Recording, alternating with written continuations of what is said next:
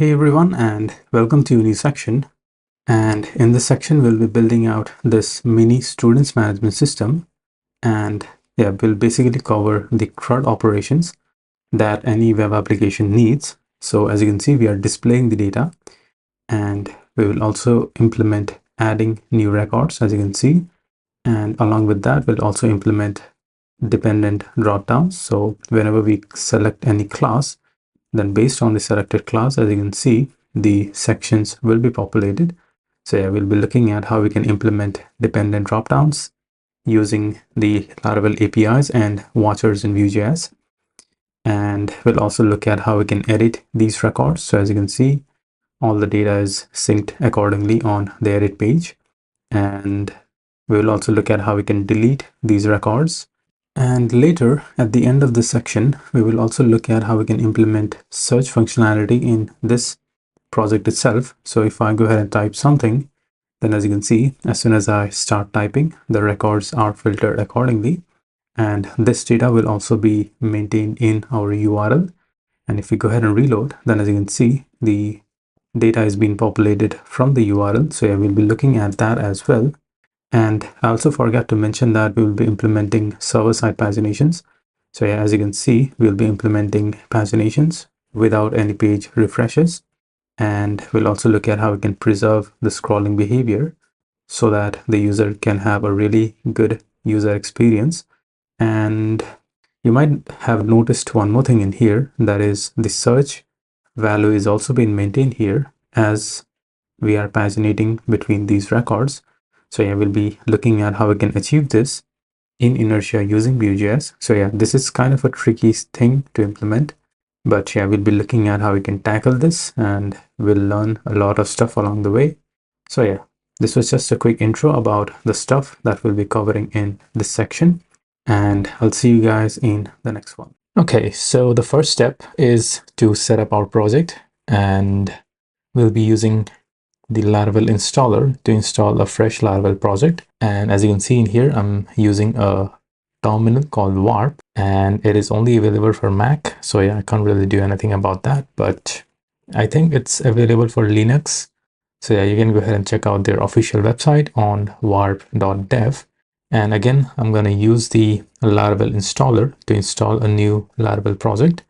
And since we are building out a students management system using Inertia.js and Vue, so I'm going to name this as Inertia Vue Students Management. Let's go ahead and hit enter. And we'll be using the Laravel Breeze starter kit. And along with that, we'll use the Inertia Vue Stack to get started. So yeah, let's go ahead and choose that. And we'll be using the Vue with Inertia Stack. Let's choose that. And we don't need the dark mode support. We don't also need Inertia SSR support because we are just going to learn new things and we won't be deploying this to production. So yeah, that's the reason I'm not going to choose the Inertia SSR. And I don't work with TypeScript as well. So yeah, I'm not going to choose that. So yeah, without choosing any options, let's go ahead and hit enter. And for the testing framework, we'll be using Pest, even though we won't be writing any test in this project, but still I'll choose Pest. And yeah, I want to initialize a Git repository. So yeah, let's choose that. And while this is installing, let's also talk about some database setup. So we'll be using the SQLite as our database. So let's go ahead and choose that because yeah, we don't have to deal with defining a separate database on MySQL end. This will all be managed in a single SQLite file. So yeah, I'm going to choose that. And yeah, let's go ahead and finalize this flow. Okay, so the project has been installed. Let's open that in our code editor. I'll just cd into that project and I'll open that in my VS Code. And yeah, let's also go ahead and run the migrations. So I'll just run PAM, which stands for PHP Artisan Migrate. And yeah, we don't have the database.sqlite file, so this is going to create that along the way. So I'll just choose yes, and this is going to migrate the files. And yeah, let's go ahead and open that in our browser. I'll just reload, and this is the project. Let me go ahead and toggle the developer mode because yeah, this will let us view the URL that we are currently serving. And again, I'm using Laravel Herd to serve my site. So yeah, let's go ahead and register a new user. I'm gonna name this as admin. The email is going to be admin@admin.com. The password is going to be password. And yeah, this is the project. And in the next part, we'll be looking at setting up the models, migrations, factories, and seeders for our project. So yeah, I'll see you guys in the next one. Okay, so in this video, we'll be setting up the models, the migrations, the factories, and the seeders for our project. And yeah, before working on that, I also want to show you the database structure of our project, because once you understand the database structure and the data flow in your project, then building out the features is not so hard. So yeah, here we have the classes data and the sections data, and each class and section are going to have the ID and name, and a section can belong to a certain class, and a class can have multiple sections. And we also have this students table, and this student is going to belong to a certain class and a certain section, and they have a name and an email. So yeah, we can go ahead and add in more features based on your needs, but for simplicity, we are just gonna deal with these tables for now. And yeah, this is the database diagram. Let's now go ahead and start working on the models and the migrations, and then we'll go ahead and set up the factories and seeders and the necessary relationships. So yeah, let's go ahead and open up our project, and let's start with the classes table. And the reason for naming this as classes is, if we name it as class, then yeah, it's gonna throw an error, because class is a reserved word in most of the languages like JavaScript and PHP as well. So yeah, we can't really use the keyword called class, and for that reason we are going to define this as a classes table as well as model. And yeah, let's start working on this. So the first thing that we'll define here is the class model. So artisan make model classes, and we'll also define the migration file for this. And while we are here, let's also go ahead and define the section model. Let's hit enter, and finally let's go ahead and define the student model as well. Okay, let's hit enter, and let's go ahead and open up the migration files for each of these. So the first one is the classes table. Let's go ahead and pass the name of this class, and let's open up our section migration file. Let's go ahead and pass the name for the section, and we also need to define a foreign key that is going to be related to the classes table. So yeah, let's go ahead and do that.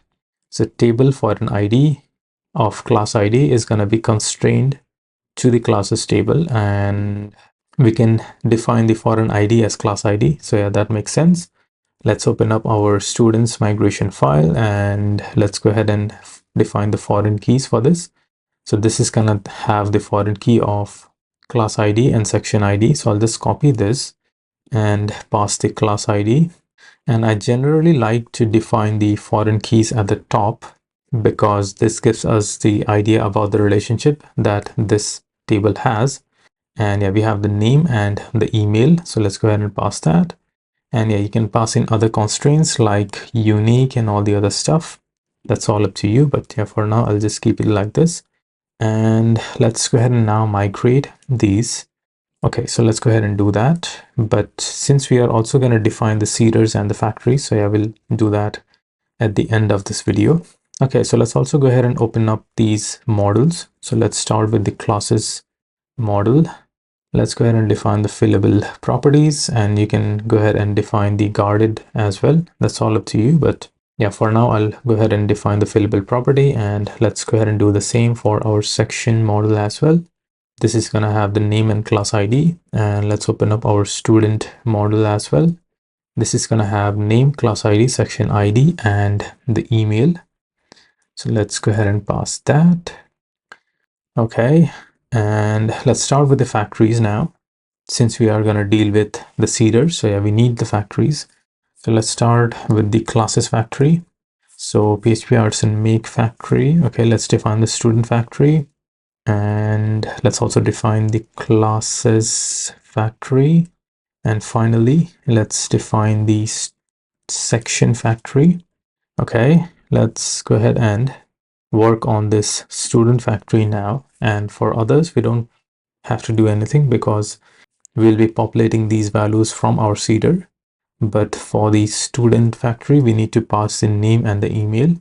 So yeah, let's go ahead and pass those. And yeah, we could actually pass the classes and section factory, but yeah, the relationship is not going to be set up accordingly if we go this route. So I'll just go ahead and remove those. And for now, we'll just populate the name and the email. And for the class ID and section ID, we'll go ahead and pass those manually when we define the seeder. So yeah, let's save this and let's now go ahead and define a seeder for our classes model, and then for other models as well, we'll define those data from the classes seeder itself. So yeah, let's go ahead and do that. Artisan make seeder, classes seeder. Let's define that. And before working on our seeder, let's go ahead and define the relationships. So a class can have many sections. So let's define that relationship. And let's open up our section model and let's define the relationship of the student and the class. And since we are referencing this classes model, so by default, what Laravel is going to assume is, since we have this model as classes, so it's going to assume that we have a foreign key of classes underscore ID, but in our case, we have a relationship of class underscore ID. So if we have a different foreign key, in that case, we have to manually pass the foreign key, the name of the foreign key. So yeah, we can go ahead and pass the class ID as the foreign key in this case. And if we don't do it, then it's going to throw an error, because by default, it's going to expect a type of classes underscore ID. And in our case, we have a foreign key of class underscore ID. So yeah, we have to pass that. We need to let Laravel know that we have a different foreign key. So yeah, that's the reason we are passing this class ID. Let's also open up our student model and let's pass the relationship in here as well. And for the section, okay, we don't have to pass this section ID because we are following the convention for the section. So yeah, we can get rid of that. Okay, so the final thing remaining here is to define the seeders. We have defined the models, we have defined the migrations, we have also defined the appropriate relationships, and we have also defined the factories. The only thing remaining here is to define the seeders. And I also thought of creating a seeder for our users, because once we perform the migration, again, we have to go ahead and register a new user. So yeah, instead of doing that manual work, I decided to define a seeder, which is going to automatically seed some data for our users table. So yeah, let's go ahead and define a seeder for our users table. So artisan make seeder users table seeder. Let's hit enter and let's open that up. Okay, it is inside the seeders folder. We have the users table seeder, and I'll just go ahead and define a new array in here, which is going to seed some data. So the first array is going to be for the admin. And for now, we'll just define a single user. We don't need any other users. So yeah, let's go ahead and pass the name as admin. Let's pass the email as admin@admin.com and the password as the encrypted version of the default password. So yeah, let's go ahead and do that. And finally, we also need to insert this data into the database. Otherwise, it's not going to work. It's not going to store that data. So yeah, let's go ahead and insert this data into the database in a single query. And we also need to import the user model. So yeah, let's go ahead and do that. And let's now go ahead and work on our classes seeder, because yeah, this is the final seeder that we need to work on. And without this, we don't have the dummy data to work with. So yeah, let's go ahead and define that. And again, instead of typing this from scratch, this is a relatively more complex as compared to our users table seeder. So I'll just go ahead and paste it, and then I'll explain to you each line of code. And yeah, I'll explain to you what each line of code does. So yeah, let's go ahead and paste that. And before explaining to you all this stuff, let me go ahead and import all of the necessary classes. So yeah, this is the classes model. Let's import that. Let's also import the section model. And we also need to import this sequence class provided by the factory package. And yeah, everything else looks good. So what we are doing here is we are using the factory of our classes model and we are defining 10 records for our classes model. And for each of the sequence, that is for each of the iteration, what we are doing is we are passing the name as the class space and adding 1 to each of the index. So as you know that for loops or any sequence in programming starts with 0, so we are adding 1 to that index.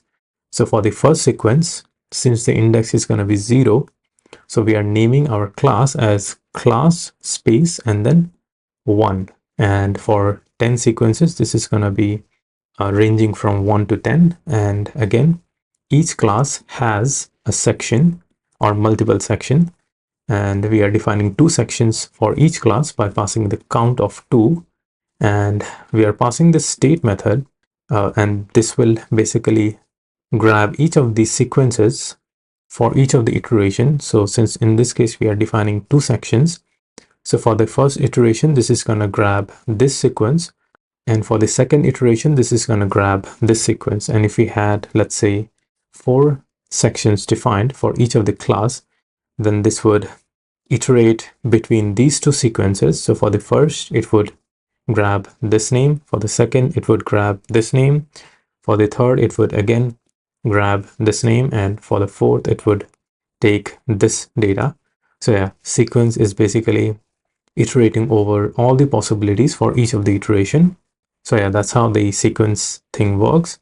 And for our case, we are just defining 2 sections for each class, and the name for each section is going to be either section A or section B. And yeah, we are using the relationship in here called has, and this is going to store the section related data for each of the sequence or the iteration. And finally, each section has 5 students. Let's go ahead and import this student model. And again, we are using the student factory and defining 5 students for each section. Again, we are using the relationship of the section, and we have defined the relationship of student in our section model as well. We just did that.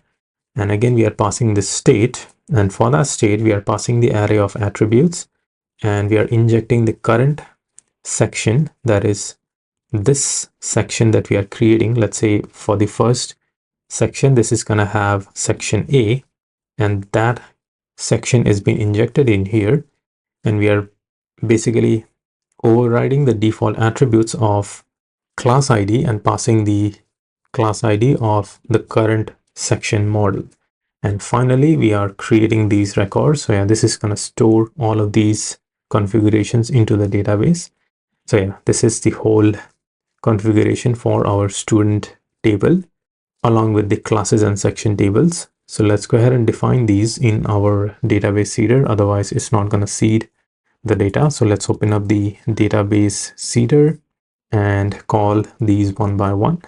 So yeah, we can define these by using the this call, and we want to first seed the user related data.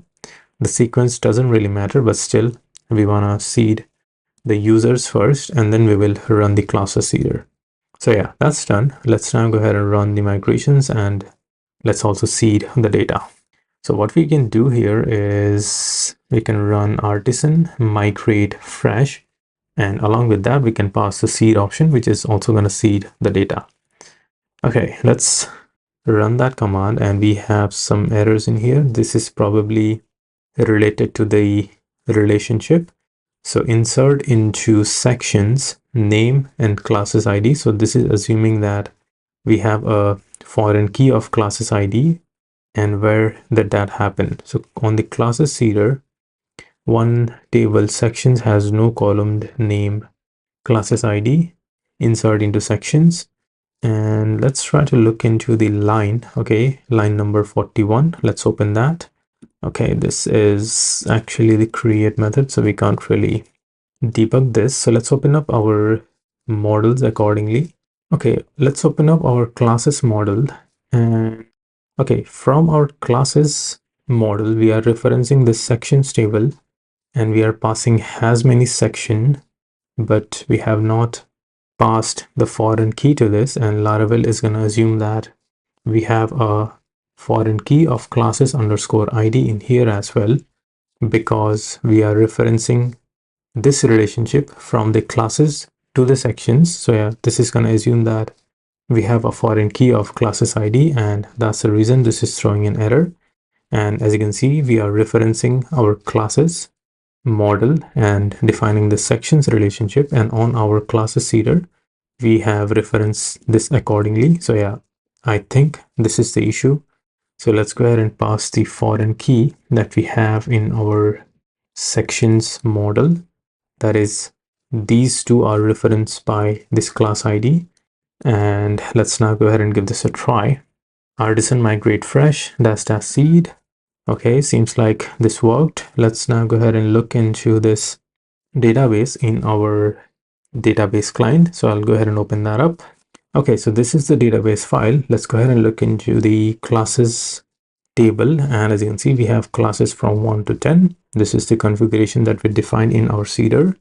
And let's open up our sections table. So as you can see, we have section A and section B for each of the classes. So a total of 20 sections. And let's look into our students table as well. So here we have class ID 1, section ID 1 with the name, the email. So yeah, this looks good. And we have a total of 100 records in here as well. So yeah, this looks good. Our configuration is working fine. Let's also look into our users table. So we have a user of admin with the proper email and password. So yeah, this looks good. And in the next part, we'll be looking at displaying the data using the Inertia Vue Stack. So yeah, we'll define the table and start displaying the data. So yeah, that's it for this video, and I'll see you guys in the next one. Okay, let's now go ahead and start displaying the data that we seeded in the previous video. And since we have already looked at the basics of Inertia, so yeah, things like these are going to be relatively easy because we have already looked at how we can display the data, how we can pass the data to our front end as prop, and how we can use API resources to properly format the data. So I will be doing all of those stuff in this video by displaying the students related data in the front end. So yeah, let's go ahead and start working on this. So let's open up our code editor, and let's start by displaying the roots first. So yeah, let's open up our web.php. And since we only want the authenticated users to access the students route, so we'll be defining that over here. So route, and again, we'll be defining the resource routes, and let's pass the students route over here, and the corresponding controller responsible for this is going to be the student controller class. And let's go ahead and define that controller. So artisan make controller student controller. Let's open that up, and let's go ahead and define that index method. And here we will just return the inertia method, and inside that we will define this index view inside the students folder. And let's also go ahead and grab the students data.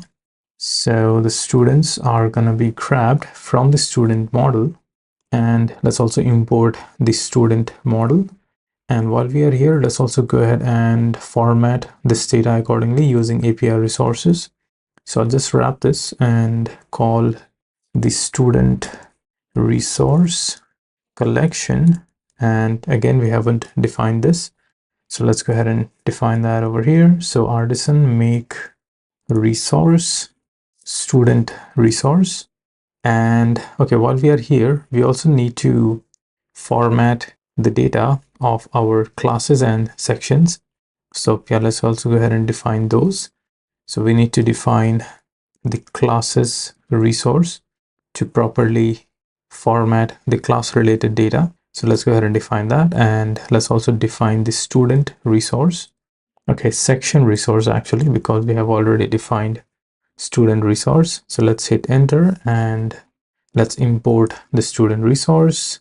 Let's navigate to that, and here let's go ahead and format the data accordingly. So we'll pass the ID, the name, the email, and instead of passing the class like this, we will again format this class specific data using the classes resource API resource and then call the class relationship. And we'll do the same for our section.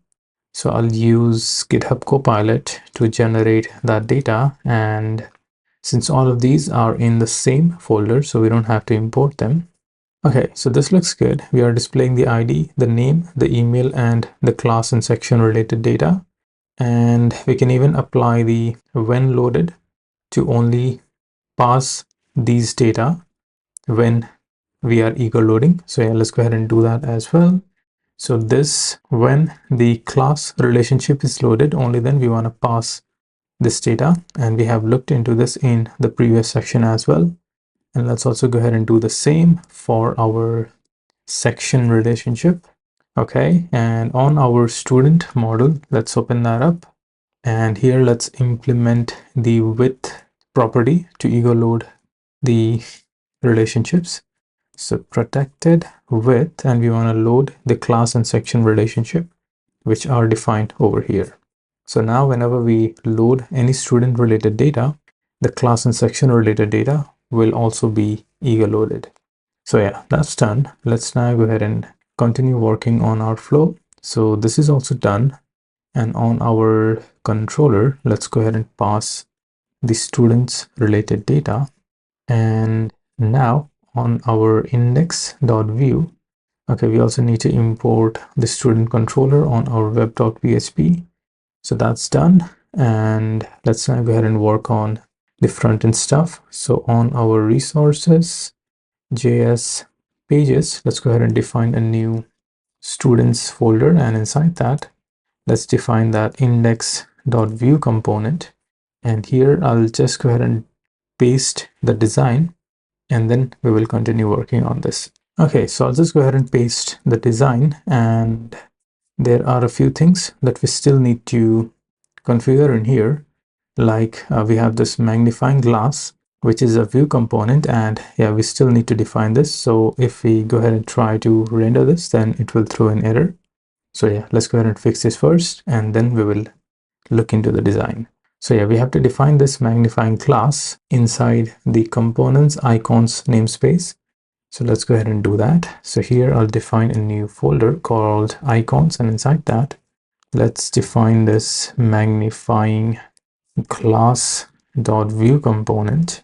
And I'll go ahead and paste the code again for this, and then we will continue working on this. Okay, so let me just paste it, and this is just a simple SVG component which will be rendered alongside our search input field. So yeah, this is the simple SVG icon that will be displayed, and now we can save this. And if we go ahead and look into our design, let's open up the students route.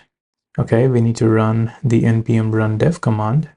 I'm not sure, maybe I have not run that. Okay, I'm doing that, but this is not working. So I think this is again a bug of the Vue server. I don't know, maybe we can try to run this npm run dev command again by restarting it. And if we go ahead and reload, okay, that looks good. So yeah, this is the design, and let's now go ahead and start displaying the data from our backend. Okay, let's open up our student controller, and here we are passing the students related data. So yeah, we can receive that on our index.vue and then start displaying the data. So let's go ahead and define the props object, and here we are receiving the students data, and the type in this case is going to be object, and this is required because without receiving this we won't be able to render the data. So yeah, we can pass that. And let's now go ahead and loop over this data on our table.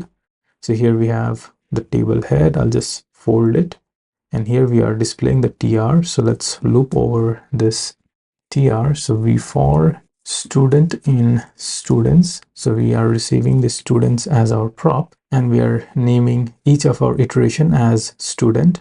And we also need to pass in a key to this so that Vue.js can uniquely identify each of our iterations. So yeah, let's go ahead and pass the key, and the key in this case is going to be the student's ID.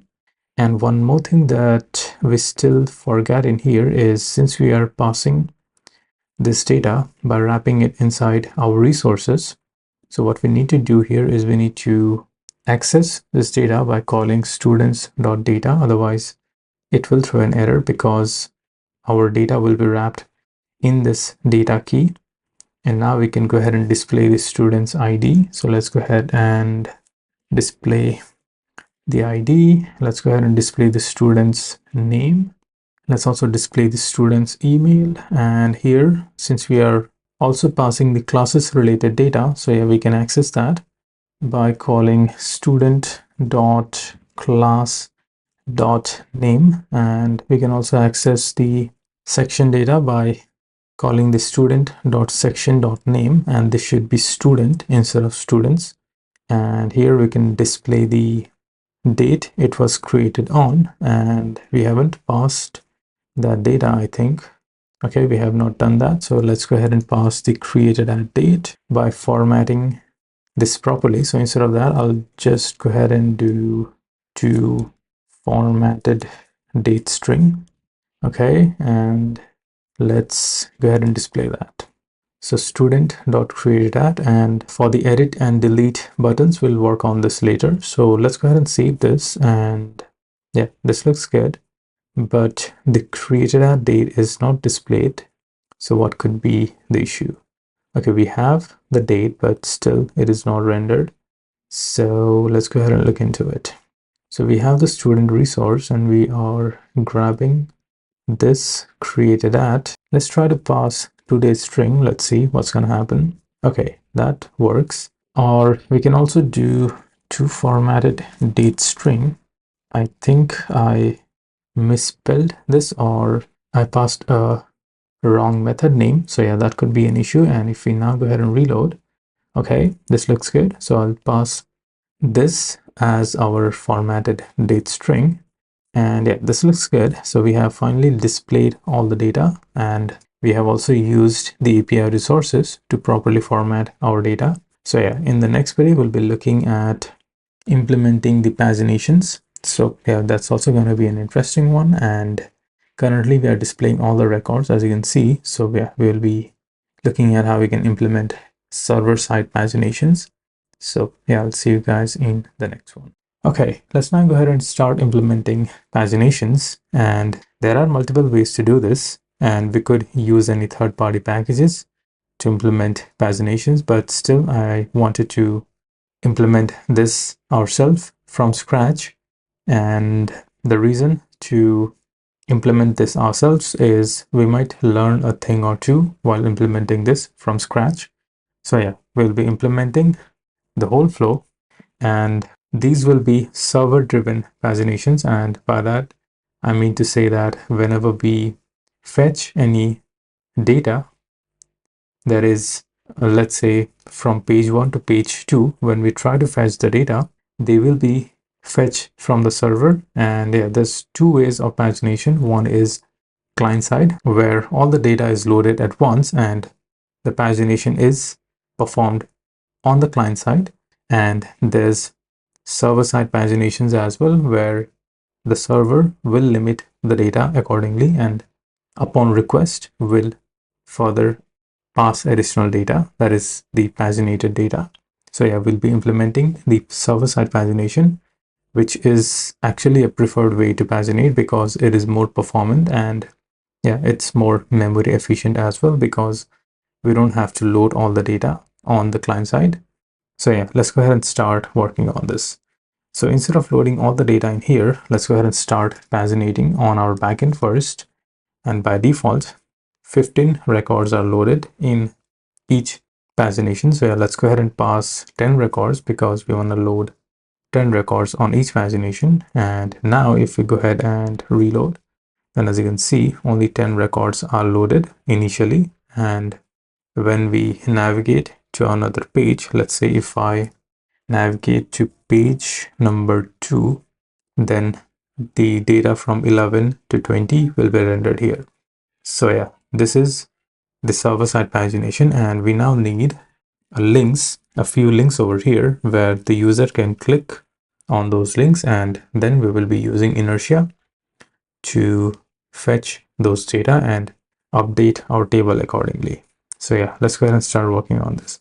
So here we'll be defining a new component called pagination. So yeah, let's go ahead and start working on that. So inside components, I'll define a new Vue component called pagination, and I've already worked on the design. So I'll just go ahead and paste the design, and to grab the design, what I did was I just looked into the underlying implementation of the Laravel's pagination, and I looked into the Tailwind version because we are using the Tailwind stack here, and I just removed the PHP variables and the dynamic stuff from there, and I just have the HTML code with the Tailwind styling applied. And once I go ahead and paste that HTML code, we will then go ahead and start implementing this in Inertia and Vue.js.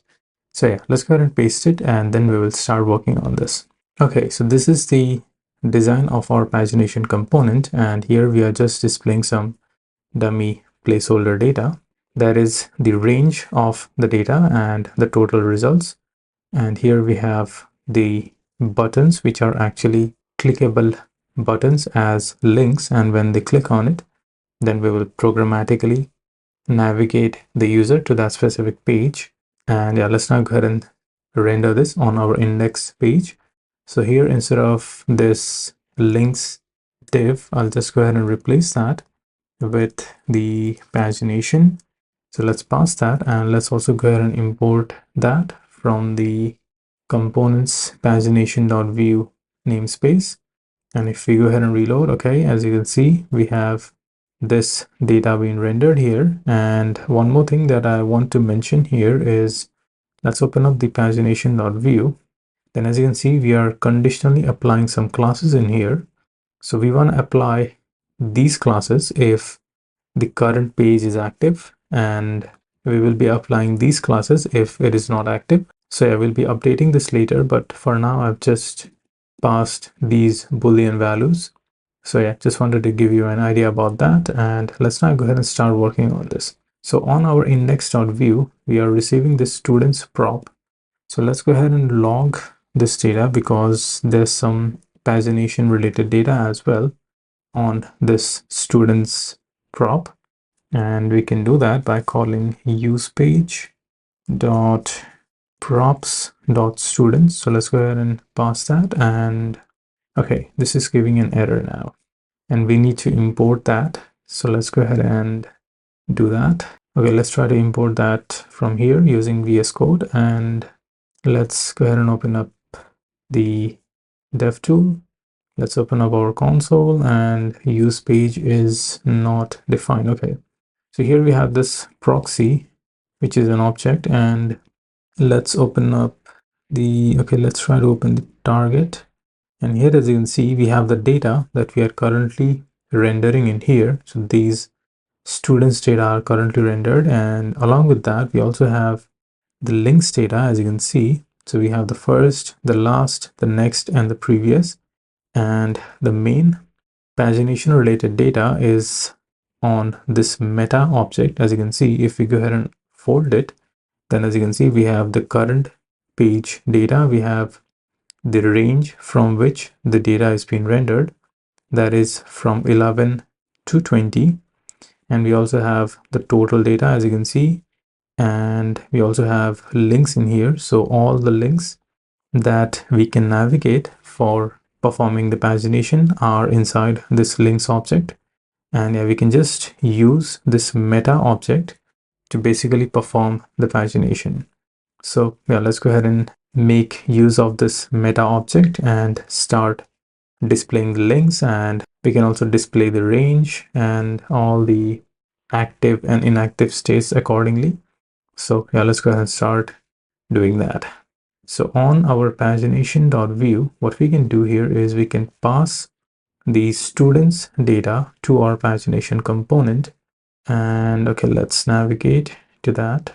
So pagination, let's pass the data in here. So we'll name the prop as data, and we'll pass the students data. And currently, if we pass it like this, then the string value of students will be passed. So if you want to interpret this properly, we'll just pass the semicolon, and now this will be passed as a dynamic value, and we can receive that on our pagination component. So let's go ahead and define the script tag, and let's pass the setup, and here let's define the props, and we want to receive the data in here. So the data is going to be of type object, and it is required, so I will pass that as well. And now what we can do here is let's go ahead and use the page again and display the meta related data in here. So use page.props.data.meta, and let's wrap this inside the log, that is the console.log, and let's get rid of the console.log from here because we only want to log the pagination related data. Okay, we should wrap this inside the parentheses, and okay, let's go ahead and give this a try now. So let's reload, and cannot read properties of undefined reading meta. So use page.props.data. Let's try to look into that, and that is undefined. So what did we do? On our index, we are passing the data. Okay, we need to pass the students.data because our data is wrapped inside this data key, and if we go ahead and reload, that is still undefined. So let's navigate to the index page just to make sure that we don't face any errors. And on our pagination, we are defining the props of data, which is of type object, and that is required. Okay, I just went ahead and logged the data in here instead of doing that over here because there could be some asynchronous tasks running behind the scenes where the data might not be ready at this point. And yeah, I just went ahead and logged that over here, and now this is working. So we are defining this prop with the name of data, which is a type of object and is also required. And then on our index.view, we are passing that data from our students.data collection object, and yeah, this is now working, and we can now use this data to display the pagination links. So yeah, this is the output, and we are dumping that over in here on our pagination.view. So let's go ahead and remove that, and I'll just remove this commented code as well. And here we can use the data.meta object to display this data. So here we have the data.meta, and we can use the to key to display the starting range. And if we go ahead and reload, okay, we have an error, undefined reading 2. So okay, let's try to dump this again because data.meta, let's see what the output is. Instead of data.meta, let's just go ahead and pass data. Okay, actually I made a really silly mistake. So instead of data, it should be just students. And if we go ahead and reload, and now we have the pagination links. So yeah, this is a really silly mistake. And now we can display that data in here. So this should be data.meta.to, and okay, now we have 10. Okay, the first key should be from, so let's replace that with from, and this should be actually to. So data.meta.to, and if we reload, then as you can see, this is a dynamic value now. And if we navigate to page 2 and reload, then as you can see, the data has been reflected accordingly. And for the total, we can use the same pattern. So data.meta.total, and here we have these buttons. So what we can do here is we can loop over this button to display all the links. So let's go ahead and do that. So v for link in data.meta.links, And if we just go ahead and reload, then as you can see, we have the same data being iterated over, and here we need to make this dynamic. So each link has some properties, and we can look into those properties by dumping them over here. So we have the students data. Let's go ahead and just dump that, and let's unfold the target object. And inside meta, we have these links, and each link, as you can see, has a URL. It also has a label, and it also has this active property, which will be set based on the current page number. So yeah, let's go ahead and first display the label, and we are displaying that over here. So let's go ahead and display that. But instead of displaying it like this, if we go ahead and look into this label, then as you can see, there's some less than sign and the previous value. So this is actually HTML, and we need to render this as HTML. And we can do that in Vue.js by calling this vhtml directive. So let's go ahead and pass that. And in this case, it is going to be link.label. So this is going to render the HTML data accordingly. And if we now go ahead and reload, then as you can see, the less than sign and the greater than sign are being rendered accordingly in here. And now let's go ahead and pass the classes accordingly. That is the active and inactive classes. And we have that as active. As you can see, we have this active property on each of our links. So we can use that to conditionally bind the classes. So we want to apply these classes if the link is active. So yeah, we can pass that link.active check in here, and we want to apply these classes if the link is inactive, and we can do that by passing the negation of link.active.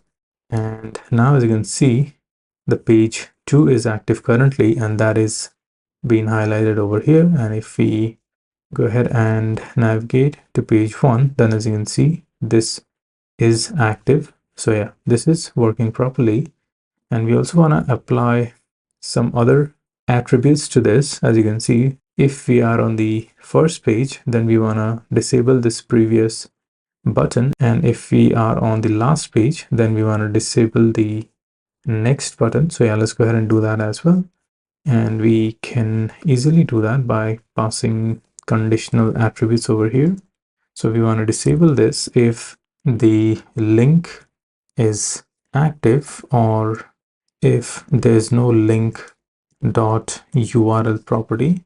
And if we go ahead and reload, then as you can see, since we are on the first page, then as you can see, the previous button and the first page is disabled, but the second page, the third page, and all the other pages are now clickable, but the first page and the previous button is disabled. And yeah, we can further debug this by looking into our pagination related data in here. So we have the meta, and here we have the links. So for the first page, as you can see, the URL is null and the active is false. So yeah, we are checking either any of these is false or null. So based on that, this will be disabled. So yeah, let's go ahead and further work on this. So now what we want to do is whenever the user clicks on this button, we want to programmatically navigate to that specific page. And here, when they click on this button, then we can just execute a function. And yeah, let's go ahead and pass a function in here. So I'm gonna name this as update page number, because this is basically updating the page number. And along with this, we'll also pass the current link of this iteration, because this link is gonna hold the information of the page number that the user wants to be redirected to. And if we go ahead and again debug this, then as you can see, we have, let's say, page number 4, and inside that we have this label of 4 and the URL. So as you can see, we have the student's URL with the value of page equal to 4. So we want to programmatically navigate to this specific page when the user clicks on this button, which is this button rendered in here.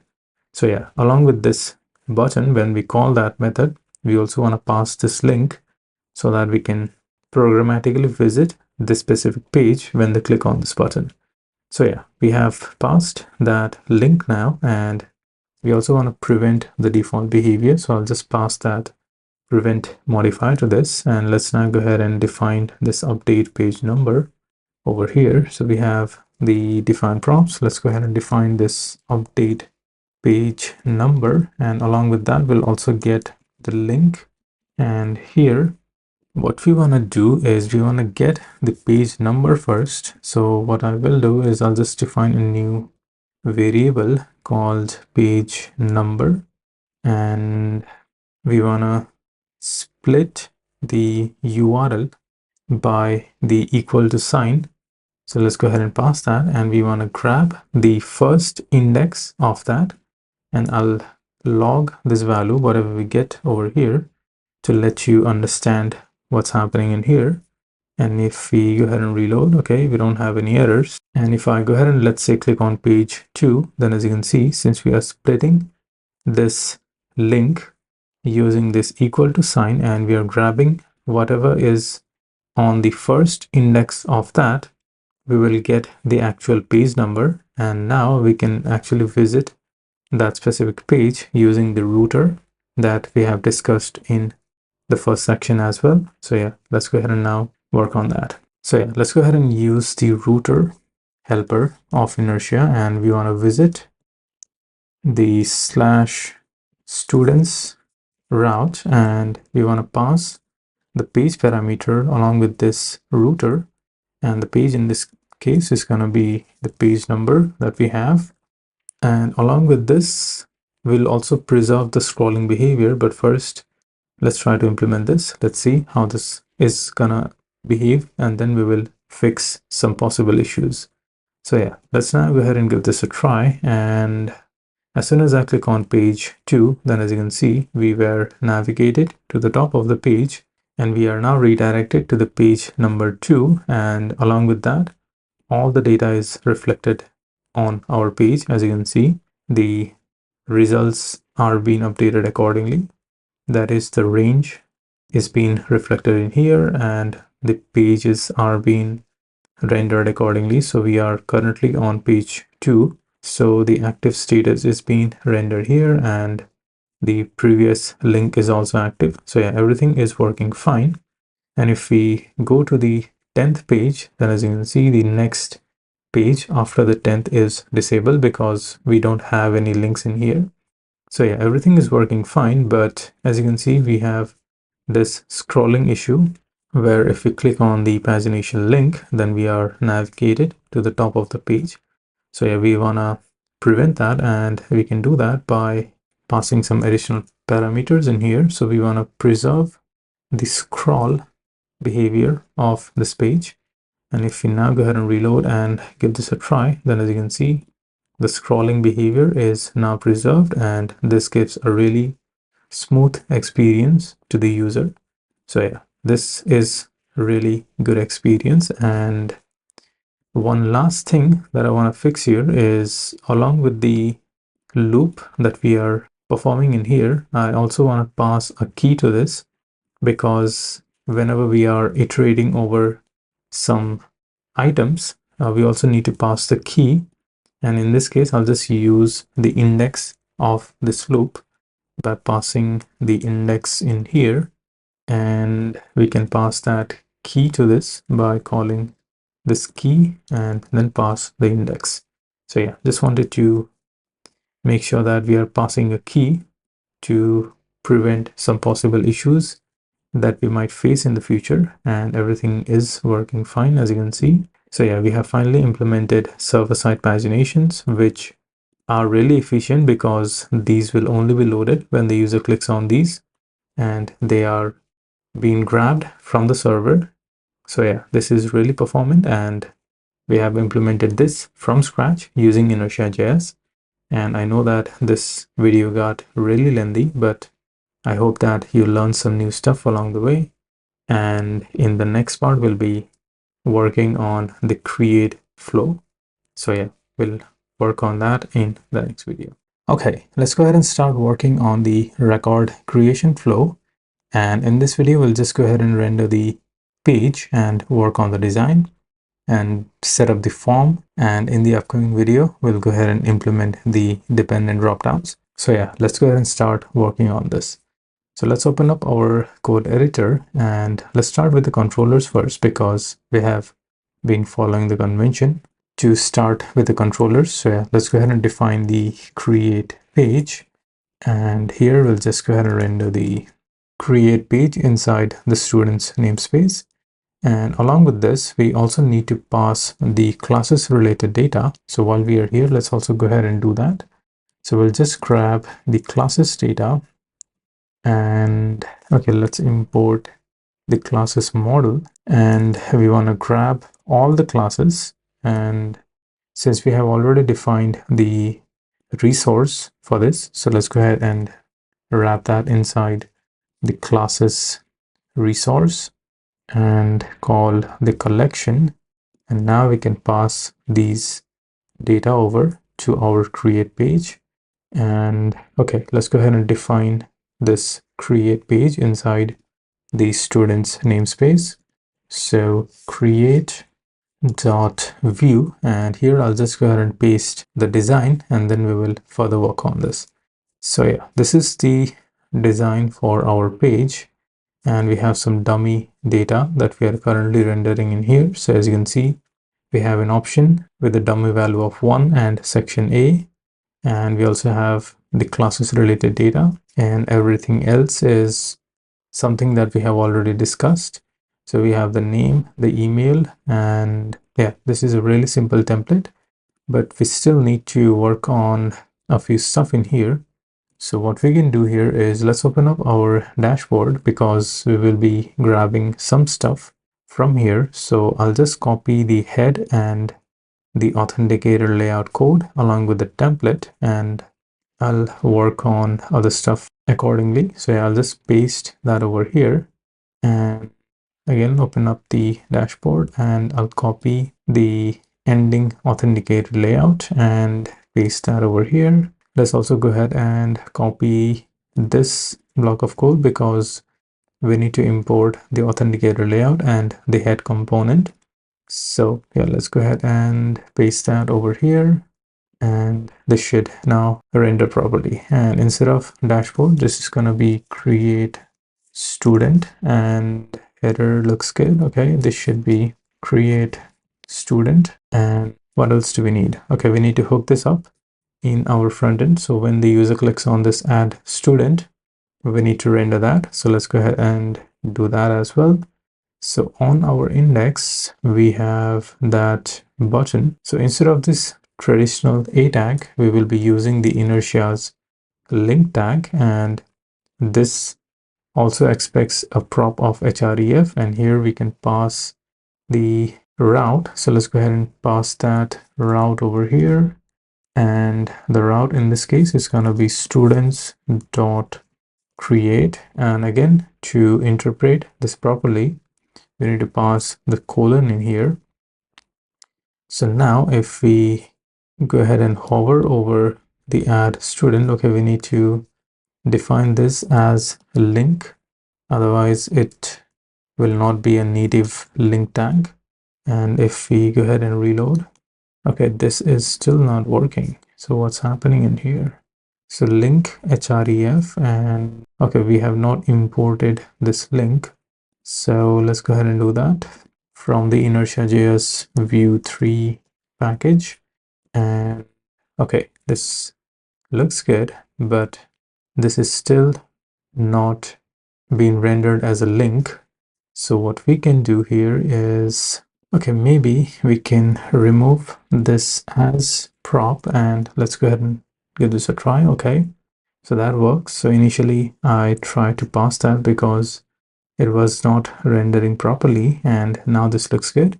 So now when I click on this, then as you can see, we are redirected to the create page. And let's also go ahead and populate the classes related data. So that should be pretty easy. So we are passing this data from our create page to our create Vue component, and here we can receive that. So let's define the props, and we will be receiving the classes data, which is gonna be of type object and is required. So let's go ahead and pass that.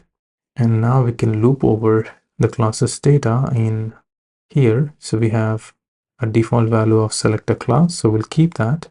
But for the options, we can loop over these as item. We can't really name this as class because it is a reserved word in JavaScript. So yeah, let's name this as item in classes dot data. So remember to append the data in here because we are using the resources. So yeah, this is going to be wrapped in the data key, and let's also pass a key to this. So I'll get rid of the sidebar and let's pass a key of item dot id, and the value in this case is gonna be, okay, what's happening in here? We have an error. Key is gonna be item dot id, and let's pass the placeholder or the label. So the label is gonna be item dot name, and the value is gonna be item dot id, and we can interpret that by again passing the colon. So yeah, let's save this, and if we go ahead and reload, then as you can see, all the classes are rendered here, and this is again coming from the database. So yeah, that's it for this video, and we still have a few things to implement in this record creation flow. That is to implement dependent dropdowns, and we also need to display the validation errors, and then we will finally store this data into the database. So yeah, in the next video, we'll be implementing the dependent dropdown functionality, and I'll see you guys in the next one. Okay, let's now go ahead and implement the dependent dropdown functionality, and we will be using the watchers of Vue.js to achieve this.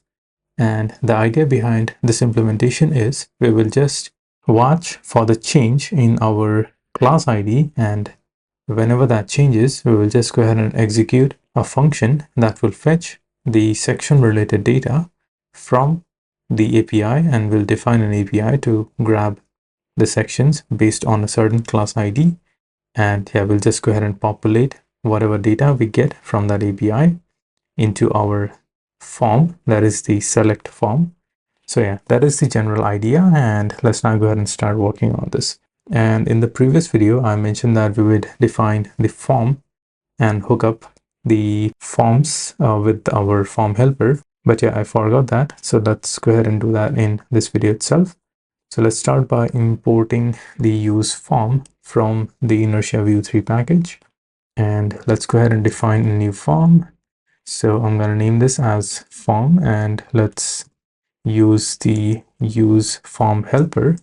And since we want to store the student's data, so we need to keep track of the name, the email, the class ID, and the section ID. And since we are on the create page, so everything is going to be empty initially, that is empty strings, and these will be populated when the user starts typing into the fields. And yeah, we have looked into this already in the previous section as well. So yeah, let's go ahead and hook this up into our forms.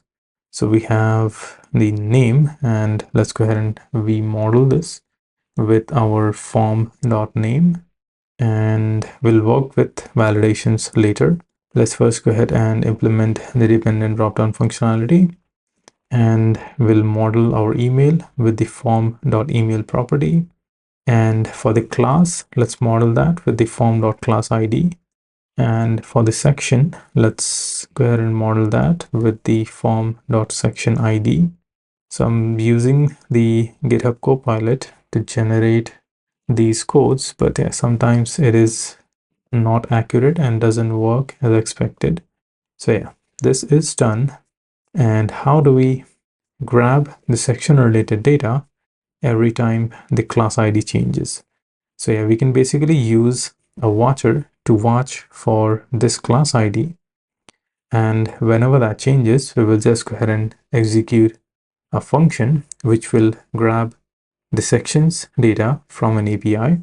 So yeah, let's first define this watcher, and I'll use the watch method from Vue. So that is important. And here we want to watch for the form.class ID, and I'm not sure whether passing it like this directly in here will work. I think it doesn't work. So let's go ahead and give this a try, and if it doesn't work, then we will fix it. So for the new value, we will use a closure. We'll pass a closure to this, and here let's just go ahead and console log this new value. So every time this form.class ID changes, we will get that value in here as a closure, and that will be passed as a parameter. And here for now we are just logging that value into our console.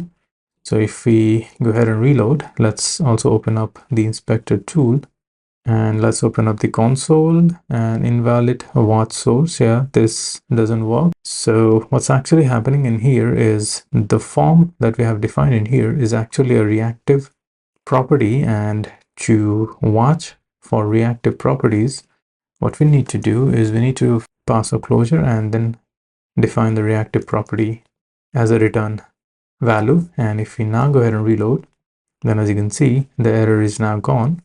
And if I go ahead and select class 2, then as you can see, the ID of the class 2 is logged in here. So yeah, we can now use this to grab the section related data from an API, and based on that, we can populate the sections data in here. So yeah, let's go ahead and do that. So let's define a method in here called get sections, and we'll pass the value to this that we receive as a parameter. And let's go ahead and define that get sections, and we'll get the class ID that is being passed from here. And here we'll just make an Axios request to our backend and grab the sections data. So let's first go ahead and define that API. And instead of defining that in our web.php, let's define that on our API. And since we are using Laravel 11, we need to enable the APIs. So let's go ahead and do that. And I don't exactly remember the command, so I'll just look into it. And I think it's install API or API installed. Okay, install API. This is going to create the API routes and also install Laravel Sanctum, which in this case is not necessary, but still let's go ahead and do it. And yeah, let's install the APIs. Artisan install API, and yeah, this is going to install the Laravel Sanctum and enable the API routes. So our new database migration has been published. Would you like to run all pending database migrations? Yeah, we need to do that. And now if we navigate to our API PHP, let's go ahead and define a new route in here for the sections. And yeah, we'll define a new controller called section controller, and we'll define an index method on our section controller. But we can make this invocable as well because we don't have any other API route. So yeah, we can do that.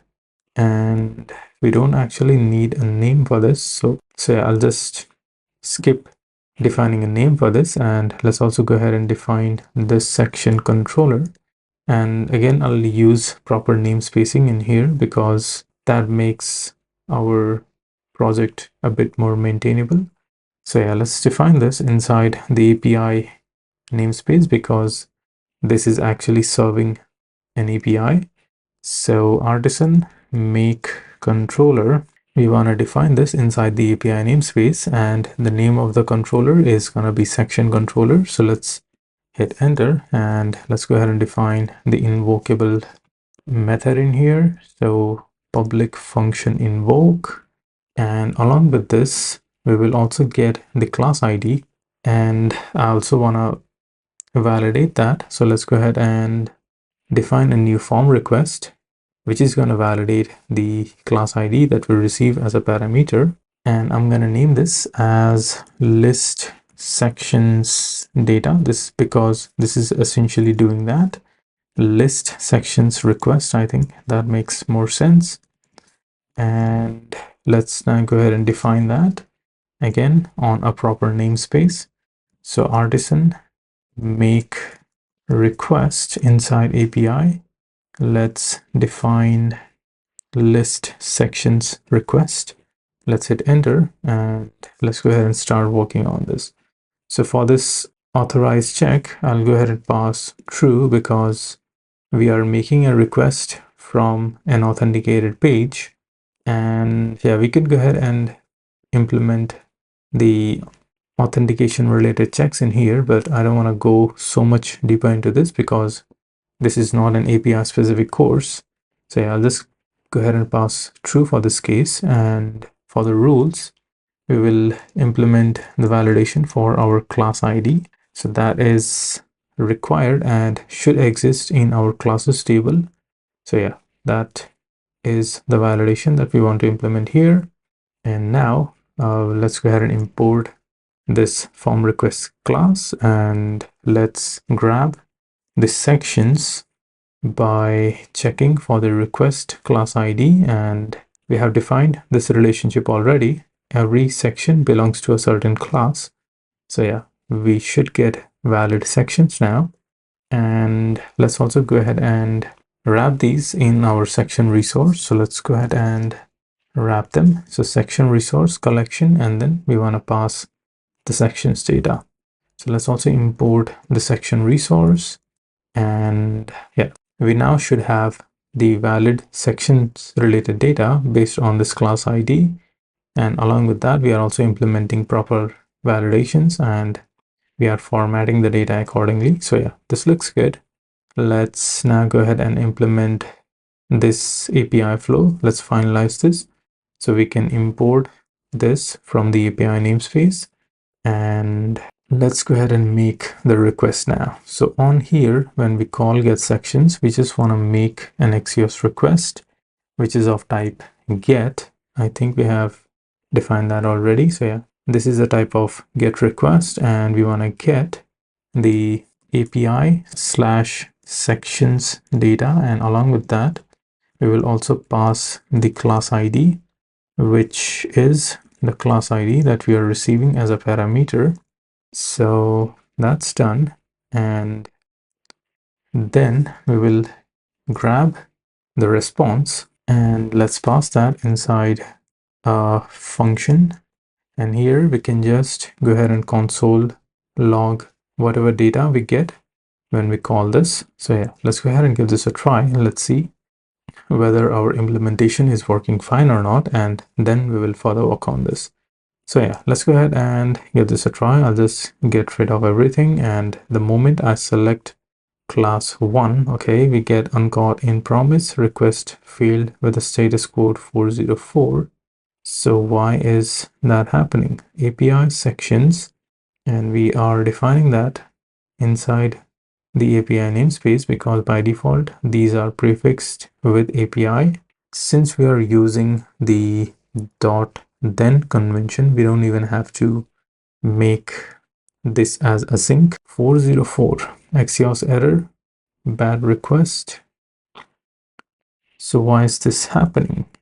Let's select a class and okay, sections class ID equal to 1 API students. I'll just go ahead and try to copy this request and try to make a request from the browser. Okay, let's open up a new tab, Inertia Vue Students Management, Students API sections. Okay, so this is making a request to the students / API / sections. So that is an issue, and we can fix that by passing this / at the beginning, and that should now fix that issue. And if we go ahead and reload and again give this a try, class 1, and as you can see, the data is being received from our backend. And if we go ahead and look into it, then we should see the appropriate sections data. So each of these sections belongs to class 1, as you can see. And if we go ahead and select, let's say class 10, then yeah, the appropriate data for class 10, that is the sections belonging to class 10, are received in here. So yeah, this looks good. Let's now go ahead and render this, and to store these data we will use a variable in here because we can't really populate this from here. So we'll store these in a variable, and from there we will loop over them and display them. So yeah, let's go ahead and define a variable on here, and we can do that. Okay, let's do that over here. So let sections is going to be a reference. We'll define a ref, and that is initially going to be an empty object. And whenever we receive this data, we can just go ahead and use ref. Okay, not ref, but sections dot value to whatever value we have over here. And now we can loop over them over in our select component. So here, okay, we have the options. So let's loop over them. Option v4 equal to section in sections. Okay, let's spell that correctly. And the value is going to be section dot id. We need to pass this colon in here to interpret this properly. And let's pass the placeholder. So this is section dot name. And let's also pass a key to this because we are looping over these data. So the key in this case is going to be section dot id. Okay, so let's go ahead and give this a try. And we have some errors. Reference is not defined. So let's go ahead and import that from Vue ref, and let's reload. And now if I go ahead and let's say currently there's no any section related data because we have not selected any class. But the moment I select class 1, okay, we still have some errors, and that is we forgot to append the dot data in here. So here we have the sections. Let's pass the dot data because we are wrapping these inside our API resources. So yeah, we need to pass that. And if we now go ahead and reload, so we don't have any data currently, but if I go ahead and select class 1, then as you can see, section A and section B are populated here, and these sections actually belong to class 1. We have verified that already. So yeah, this thing is working fine. And the next step is to implement validations. So yeah, we'll be working on that in the next video. Okay, let's now go ahead and display the validation messages, and then we will finalize this whole flow. That is the record creation flow in this video. So yeah, let's go ahead and open up our code editor, and to display the validation messages, what we'll be doing is we will be taking some inspiration from the existing implementation of the Laravel Breeze package. And if we go ahead and look into this update password form, then as you can see, we have this text input defined in here, and along with that, this input error is being passed to it, and this also expects a message prop, and in that message this is passing the errors for the current password. So yeah, we can use this to display the validation messages. So yeah, what I will do is I'll just go ahead and copy this and paste that over in our index.vue to display the validation messages, because yeah, we can basically reuse that. And okay, we should be actually implementing this on our create.vue, and here we have the name. So instead of this paragraph, I'll just paste that code that I just copied, and let's go ahead and import this from the components namespace. And for the message, this is gonna be form.errors.name, and let's go ahead and do the same for the email field. So here we can paste that, and the property in this case is going to be email. So let's pass that, and let's do the same for our class. So in this case, the property is going to be class ID, and let's do the same for our select as well. So let's paste that over here, and this is going to be section ID. And there are a few things remaining. That is the class binding. So here we need to bind these error classes accordingly. And let's just go ahead and look into the current implementation. So we have the text input, and okay, this is not implementing that, I think. And if we go ahead and look into the underlying class, okay, this is not implementing the conditional classes when the validation error happens. So yeah, we can implement that ourselves over here. Okay, we should open create.vue, and here we have the error, and these are the classes that we want to pass if we have an error for our name. So yeah, let's go ahead and start working on this. So we can pass in additional classes to this by calling the class colon, and inside an object we can pass the classes that we want to apply if we have errors related to the form.errors.name. So for this specific key, if there's an error in our validation object, then we can just go ahead and apply these classes. So I'll just cut these from here and paste that over here. And we can basically use GitHub Copilot to implement the same for other fields as well. So let's get rid of these and pass the conditional class binding. And okay, that looks good. And let's do the same for the class ID as well. So I'll just remove this block of code and pass the conditional class binding for this class ID as well. And let's finally implement the same for our section as well. So let's get rid of this and let's pass that over here. Okay, and yeah, that looks good. Let's now go ahead and give this a try.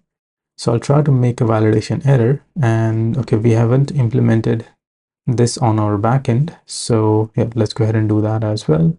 So on our student controller, let's define a method called store, and we'll be implementing the validations as well. Otherwise, this won't be triggered if we don't implement it on our backend. And the name of the request is going to be store student request. Let's pass that, and let's go ahead and define this using our command. So artisan make request store student request. Let's hit enter and let's open that up. And for the authorization check, we will only let authenticated users to create a new student. So let's go ahead and pass that check, and we can do that by calling auth check. And for the rules, let's go ahead and pass the rules for name, email, class ID, and section ID. And here, let's also pass section ID, which is going to be required and exist in our sections table. So yeah, this looks good. Let's now go ahead and implement this whole flow. Let's import the student request, and we can just create that by using the student create and pass the request validated, because we have performed the validations at this point, and we can now redirect to the index page. So yeah, we won't be passing any flash messages in here because that would be kind of a repetitive process, and we have implemented this already in our first section. So yeah, I'll be skipping that, and you can go ahead and implement this if you want to practice your skills. So yeah, this flow is implemented. Let's now go ahead and hook this up in our front end. So whenever we submit our form, we need to make that request, and we have that form over here. So let's go ahead and pass that @submit. And we also want to prevent the default behavior, so we can pass that .prevent modifier, and let's go ahead and call the create student method, and let's define that over here. Const create student is going to be a function, and here we will use the form and make a post request to the students route. And instead of passing this static string, let's go ahead and pass the Ziggy route, and this is going to be students dot store, and along with that we will also pass the data that our form holds. And on success, we don't have to do anything because we will be redirected to the index page. So yeah, we can basically get rid of this and we are good to go. Okay, maybe I need to remove this properly, so I'll get rid of everything. And yeah, we'll just make a post request to the students.store. And if we have any validation errors, then that will be reflected accordingly in our forms. And if the request is successful, then we will be redirected to the index page. So yeah, let's go ahead and give this a try. Let's try to make validation errors. I'll just click on save. Then as you can see, we have validations working now. So we have the name field, the email field is required, and the class ID and section ID is required. But this is kind of not so readable. So instead of that, we can override this by passing the attributes method in our request. So let's go ahead and do that. So public function attributes, and we just want to override the attributes for the class ID and section ID.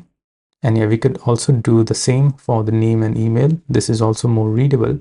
So yeah, I'll just keep it like this. And for the class ID and section ID, we want to pass the names as class and section, which is more readable.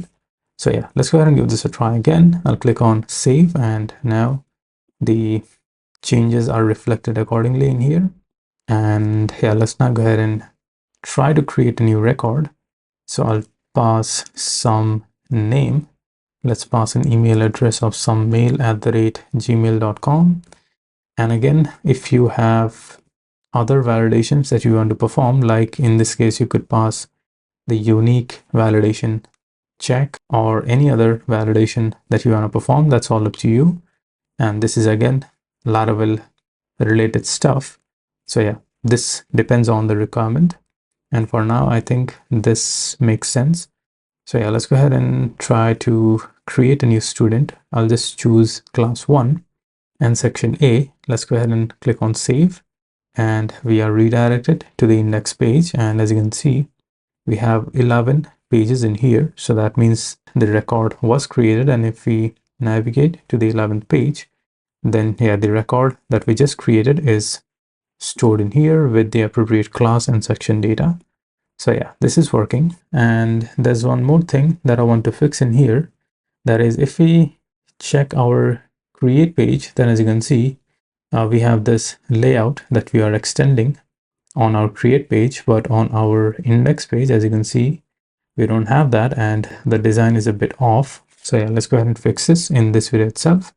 And we just need to extend the app layout that we are doing in our create page as well. So I'll just go ahead and copy this block of code, and on our template, let's go ahead and paste that. And we can end our template with the authenticated layout. And we also need to import that from the appropriate namespace. So we need the authenticated layout and the head. So I'll just pass that manually in here. Let's paste that, and we need to import the head component from Vue 3. And for the title, this is going to be students list. Let's save that. And if we go ahead and reload, okay, we also need to update this. So this is going to be students list. Let's save that. And yeah, this looks good. So yeah, that's it for this video. And in the next part, we will be looking at editing these records. So yeah, I'll see you guys in the next one. Okay, let's now go ahead and work on the record update flow. And just like in our previous videos as well, we will start with the controller first and then implement the front-end related stuff. So yeah, let's open up our student controller, and here we have the record creation related methods. So the create and the store.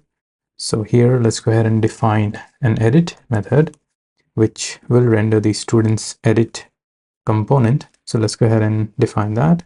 And yeah, GitHub Copilot is kind of accurate in this case because we also need to pass the classes related data, because yeah, they might update the student's class data as well. So yeah, let's go ahead and just hit tab, and we'll also pass the classes related data. And this is actually generated from the create page. As you can see, this is kind of same implementation with a few changes. So we need to render the edit component, and we are also passing the classes data. And let's also go ahead and work on the update method while we are here. And yeah, let's populate this as well. So we will be using the root model binding, and let's also define the form request. So update student request, and we'll also pass the student record. and we can use the root model binding to grab that student. And okay, let's also pass the request variable, and let's copy the form request name and define that using the command. So update student request, and let's navigate to that. So here we will check for the user's authentication status by calling auth check, and for the rules we can use the rules that we define in the create flow. So the name, the email, the class ID and section ID is required, and these should exist in the respective tables. And while we are here, I also wanted to implement the unique check. So let's go ahead and do that. So for the email, this has to be unique, and we want to check it in the students table. The column is going to be email, and for our update flow, we also need to pass the accept ID, which is the ID that we want to ignore while checking for this validation. And we can do that by calling this student, and we have that access because we are using the root model binding, and this in this specific class actually refers to the request class. So yeah, we are actually calling request and then student and the ID. And since we are using root model binding, we can access that. So yeah, that is done. Let's save this. And for the attributes, we can use the same code. So yeah, I'll just pass that. And let's now go ahead and finalize this. So we'll import the update student request. As you can see, that is imported, and let's just go ahead and finalize this. So we'll update the student that we are receiving as a parameter and call the request validated. And once that is done, we will just redirect to the index page. So let's save this, and let's now go ahead and work on the front end stuff. We haven't added the edit page yet, so let's go ahead and do that.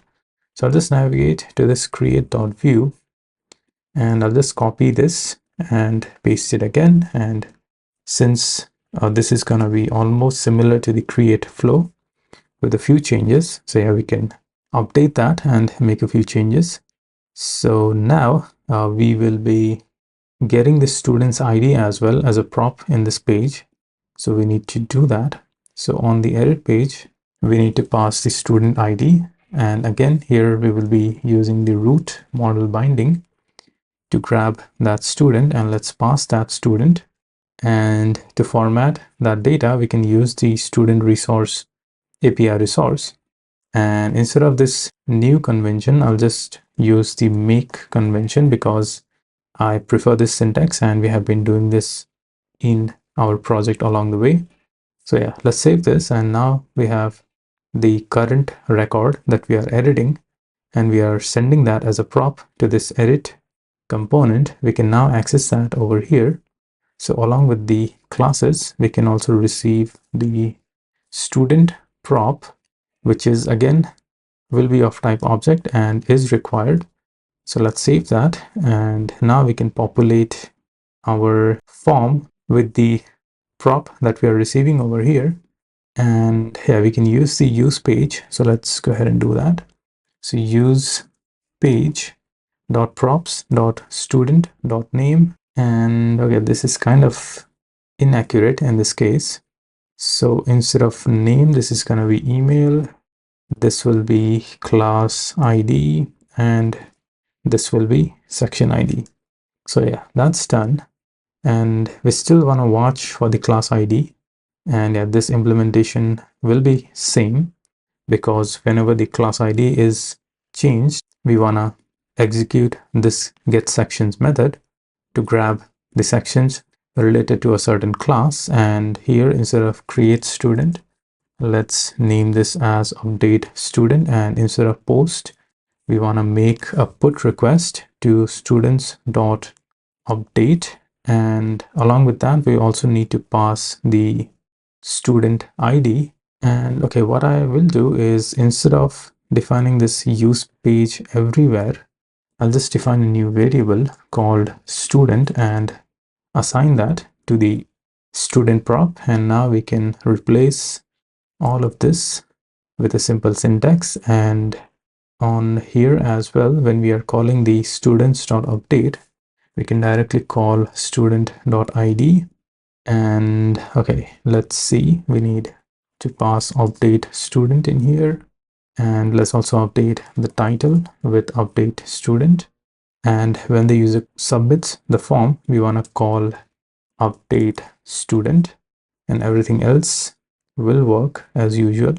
So we have the validations, we have the email that is being modeled accordingly with our form. And since we are passing these data in here, so all of the forms are going to be filled accordingly based on this name that is being grabbed from the database through root model binding. So yeah, this should work. And let's see, there might be a few things that we want to change. So instead of save, let's pass update, and let's also go ahead and pass a route to this, to our cancel button. So instead of a tag, let's replace that with link, and the route in this case is going to be the student.index, and we want to interpret this properly. So I'll pass the colon to this, and yeah, this should now work. Okay, so this looks good. Let's now go ahead and give this a try. Let's see if we have any errors. And we also need to hook this up in our index. So let's go ahead and do that. So let's open up our index.vue, and let's navigate to the edit button, and let's replace that with link. And the route in this case is going to be students.edit, and along with that we also want to pass the student ID, which is this student that we are currently iterating over. So yeah, let's go ahead and pass that student.id, and we also need to interpret this as a JavaScript value, so we can pass the colon to this. And okay, we don't have any errors, so that looks good. And if we go ahead and reload, okay, we have some errors. I think we haven't imported something probably. So cannot read properties of undefined reading ID. Okay, we have this dot in here, so let's remove that, and that should be actually a comma. Okay, let's save that, and let's give this a try. Let's reload, and let's go ahead and click on edit. Okay, we have some errors now. Failed to resolve component link. Let's go ahead and import that on our edit. So let's import that from the Inertia Vue 3 package. And okay, we still don't have the data in here. And the reason for this not being populated is, I think we need to pass the data key, since we are wrapping our student inside the student resource. So yeah, the data has been wrapped in the data key. So yeah, we need to address that as well. And we can do that by calling .data over here or in here as well. So we can pass .data, or we can directly do that over here. So let's try to do it over here. Let's see if there's any error. And if it doesn't work, then we will append it over here. Okay, that looks good, but the class ID is not working. So what's happening again? Okay, let's try to debug this on our Vue.js DevTools. And if you have any errors related to the data being not synced properly on these edit pages, then you can always go ahead and look into the Vue.js DevTool to understand what's actually happening. And yeah, let's go ahead and open up the edit component, and okay, that doesn't seem to load properly. So I'll just reload it once. That is still not working. So what's happening in here? Okay, I'll just open that up again, and let's click on the edit. And if we go ahead and look into the form and try to look into the class ID, then as you can see, we have this undefined. So what's actually happening here is we are calling this class ID on our student object, but what we are actually doing on our student resource is we are passing the class as a resource again. So yeah, the class ID doesn't exist, but an object of the class exists.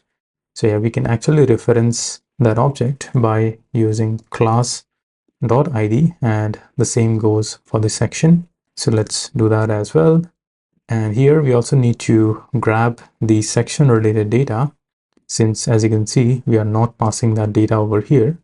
So we need to hook into the onMounted lifecycle method of Vue.js to grab the initial sections that this class has. So initially we have a class 1 selected. So we need to grab those sections from our database and populate that data accordingly in here. So yeah, let's go ahead and do that.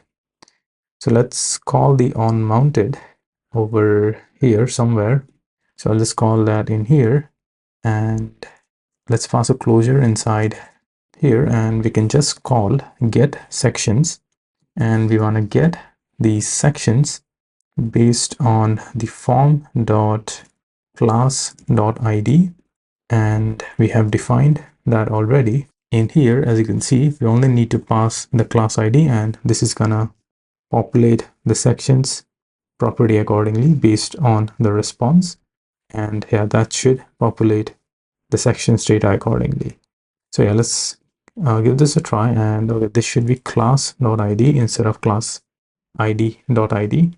So if we go ahead and reload, okay, that is still not working. So cannot read properties of undefined reading ID. Okay, this should be actually class ID because we are referencing our form. So let's reload, and now as you can see, section A is populated accordingly, and we also have other data being populated here. So yeah, this flow looks good. Let's now go ahead and finalize this, and we can do that by trying to update this record. And we have implemented the backend stuff already. So we have the update method implemented along with the validations and the root model binding. So here we are validating the record and calling student update, and finally redirecting to the index page. So what I will do is I'll just go ahead and update this record, and this is the student ID 1. So yeah, we should see that record on the first page, and I'll keep everything else as usual. And if one record is updated, it means that the flow is working. So yeah, let's go ahead and try to update it. And as you can see, this is the record that we just updated, and yeah, the flow looks good. And in the next part, we'll be looking at the record deletion flow. So yeah, I'll see you guys in the next one. Okay, let's now go ahead and implement the record deletion flow. And again, we'll start with a controller. So yeah, let's go ahead and define a method called destroy. And here again, we are following the resourceful route convention. So yeah, let's go ahead and define that destroy method. And here we can use the root model binding to grab the student model. And here we will just delete that and redirect to the index page. So yeah, that's done. Let's now go ahead and implement this on our front end. So on our index.view, here we have the delete button. And when they click on this, then we will execute a function, and to that function we'll pass the ID that we are currently iterating. And from there, we'll just use the form helper to make a delete request to our backend. So yeah, let's go ahead and do that. So when we click on this, we just want to call a method called delete student. And to this, we also want to pass the ID of the student. So let's go ahead and pass that, and let's go ahead and define this. So on the script section, let's define the delete student method. And to this method, we will get the student ID. So I'll call that student ID.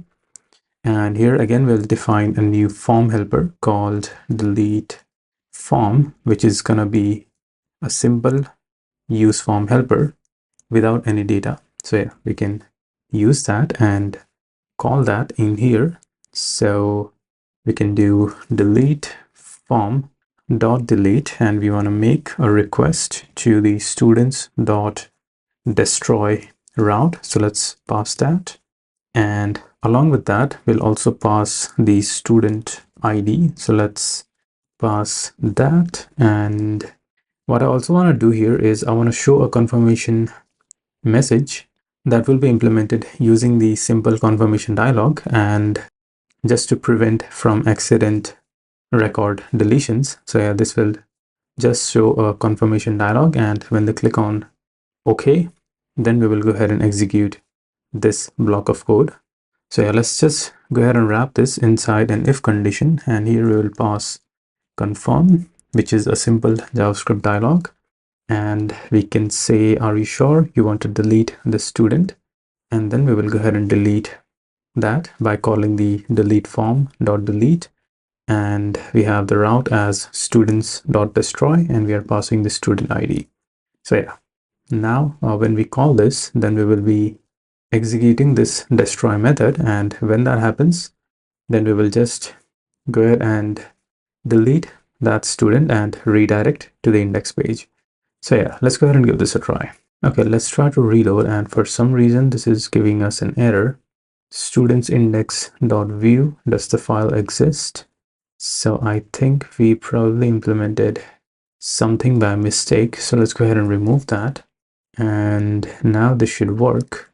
Okay, this still has some issues, so let's try to inspect it, and p is not a function. So what's happening?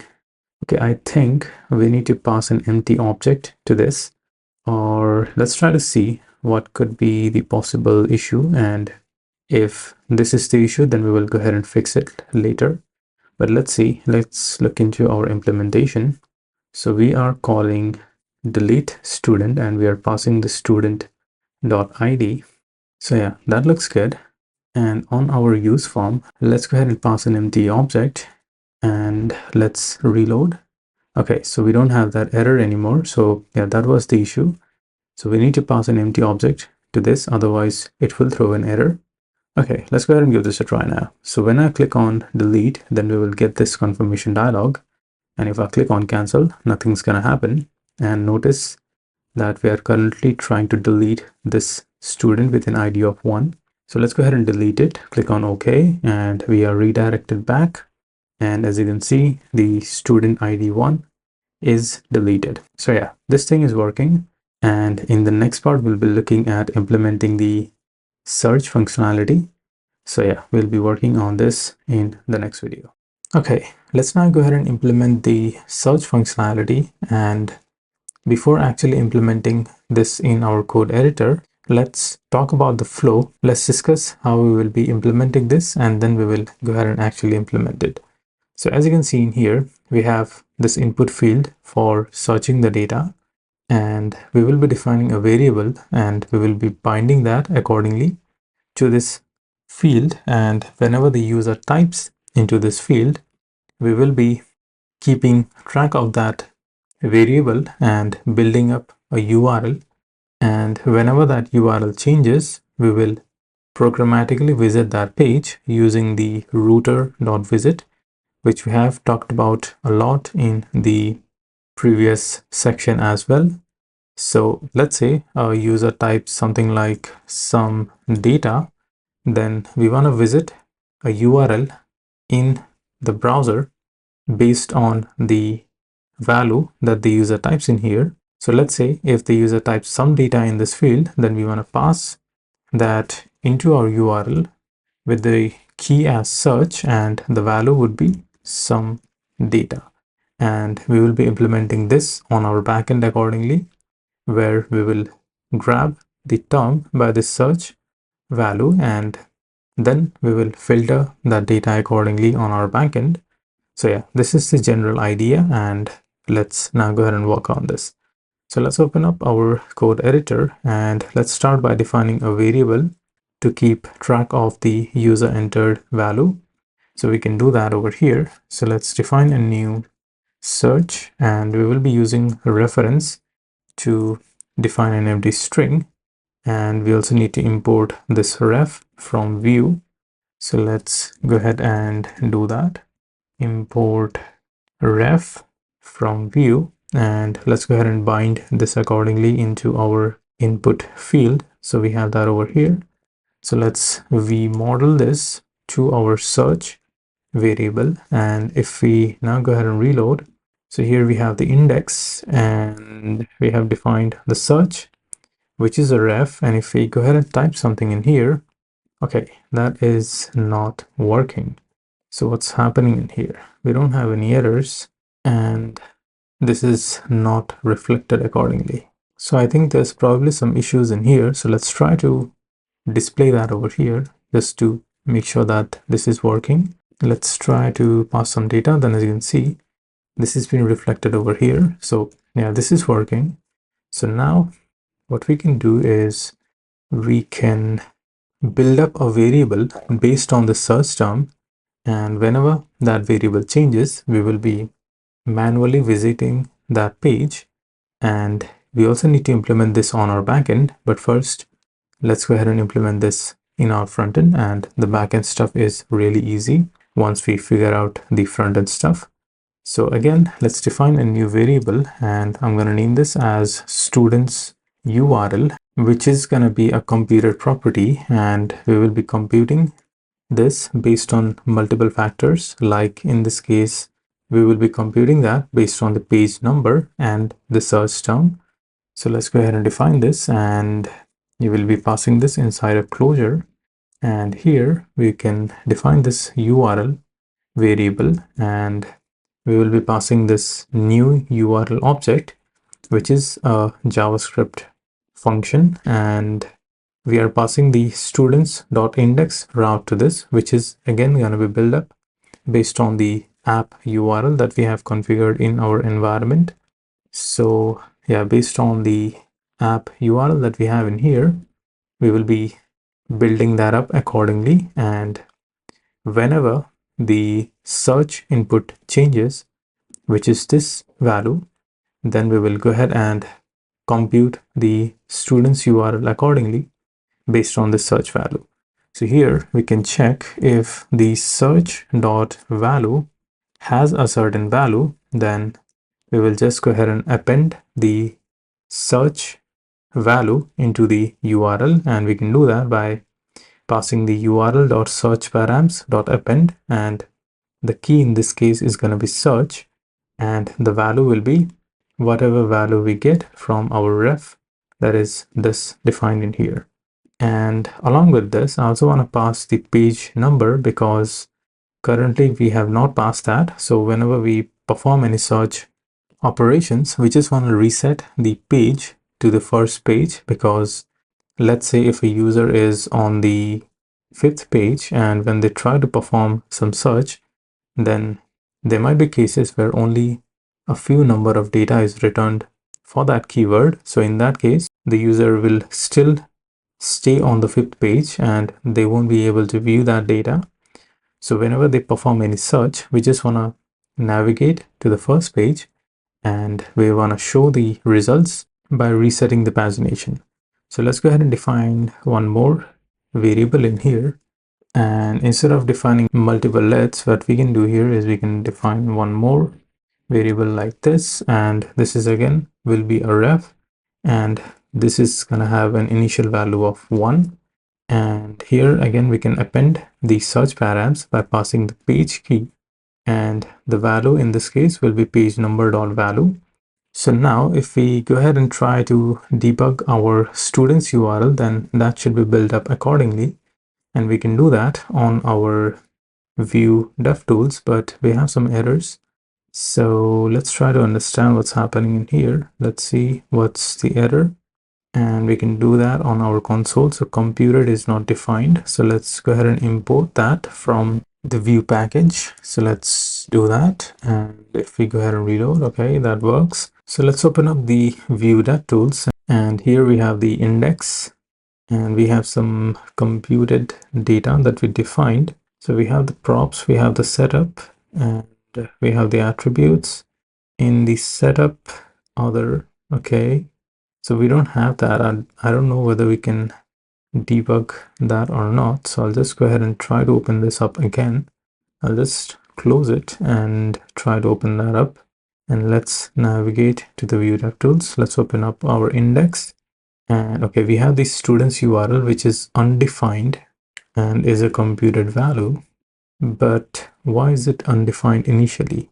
So this is a computed value and we have a URL. Okay, we need to return the URL, otherwise it won't work. So let's save that. Okay, this is a type of URL as you can see, but if I go ahead and type something in here, okay, the search value has been reflected, but this is not showing that change, probably because this is a type of URL.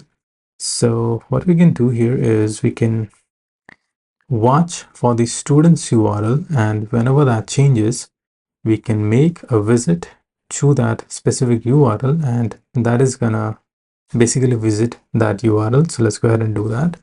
So here, let's introduce watch, and let's pass a callback, and we want to watch for the student's URL. So let's pass that.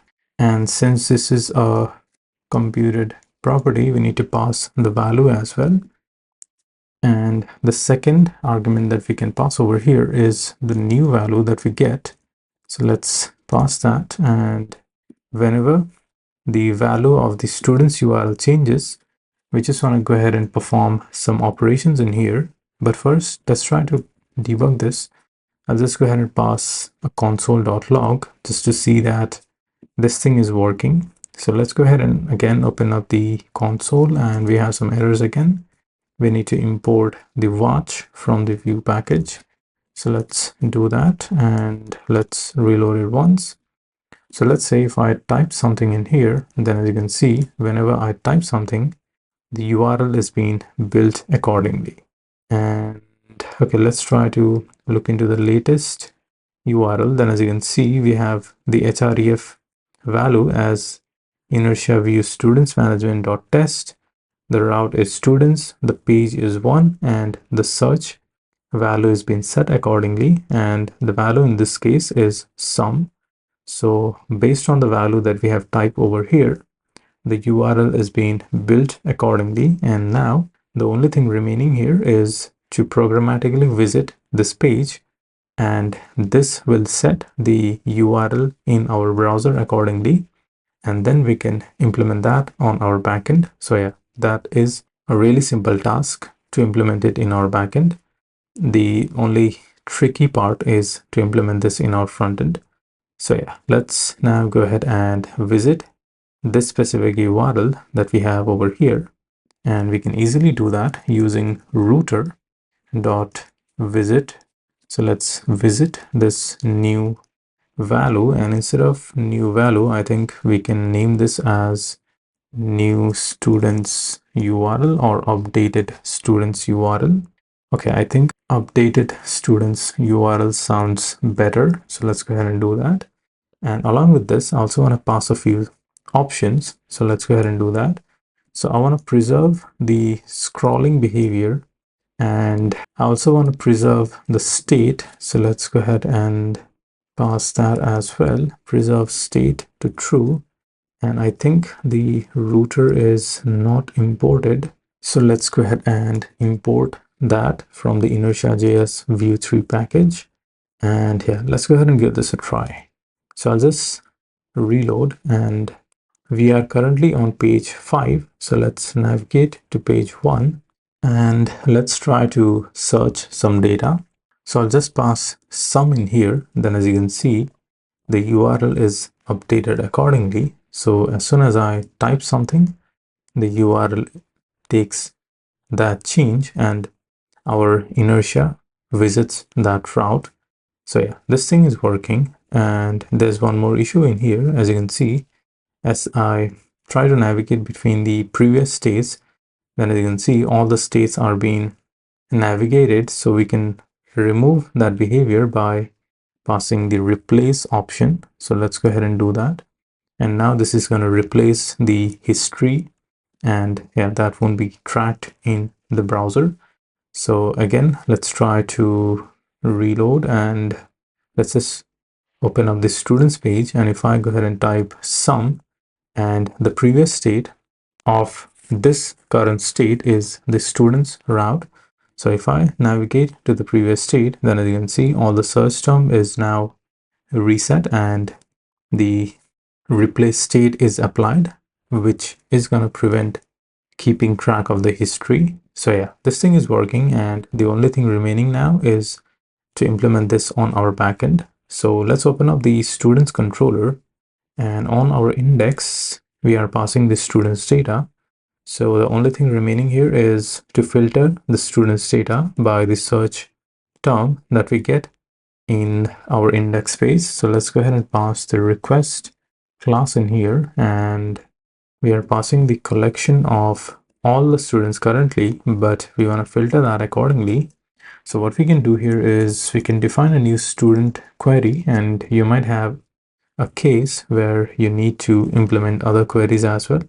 So what I will do is I'll go ahead and define a dedicated function for each method, and that way we can easily chain multiple filters. So let's define a new method over here. I'll name this as apply search. And if you have any other filters, then you can define more methods like these, and you can chain them on our controller. So since we only want our controller to access this method, so I'll go ahead and pass a protected access modifier, and we will be receiving the query in this case, and we will also receive the search term that the user types. So here we can just return the query, and we only want to search if the search input is present, and we can do that by passing when. So if this value is present, then we want to perform this query, and we need to pass some additional data to this. So yeah, if the search value is present, then we want to perform this query where the name is like this search query, and you can go ahead and search for multiple columns. And for this case, I'm just searching for the name column, and yeah, this should give you an idea about how we can perform search in our models. And now we can just go ahead and apply that query by calling this apply search, and we need to pass the student's query as the first parameter, and the second parameter in this case is the search term. And we can now go ahead and just paginate this student's query instead of grabbing all the data from the database. So let's go ahead and do that. So we have the student's query, and now we can call paginate on that record, and here this should now work. So let's go ahead and give this a try. I'll just go ahead and reload, and let's try to search by this Benedict name. So if I go ahead and type Bene, then as you can see, this is filtering the data by this name, and we are only searching for the name column in this case. And you can go ahead and implement multi-column searching, which is really easy now because we are defining dedicated methods for implementing different types of filters.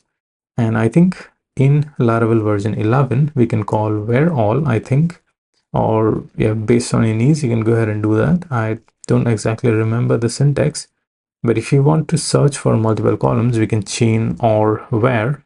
I'm sure this is going to work. So if you want to search for email, then you can pass or where with the value of the column like this search term, and yeah, this should work. So everything is working, and let's try to search by email. So we have an email of Melly16. So let's search for that, and as you can see, the email with this value is being returned. So this is working. And one last thing that I want to implement here is, let's say we have some values that is set already in our URL. And okay, let's try to search for data in here. And if I go ahead and let's say open or reload this page, then as you can see, the value is retained in the browser's address bar, but that is not retained in here. So yeah, I just want to go ahead and implement this, and we can easily fix this by passing the search value as a prop to our Vue component, and we can pass that as a default value to this search term, and that is going to populate that accordingly. So let's say we have some data in here initially, and if we go ahead and reload, then as you can see, this is being populated accordingly in here. So we just need to pass that value from our address bar to our Vue component, and we can do that by passing that as a prop. So here we can pass this search value by grabbing that from the request class, and if there's no value, then we can pass an empty string, and yeah, this should fix that.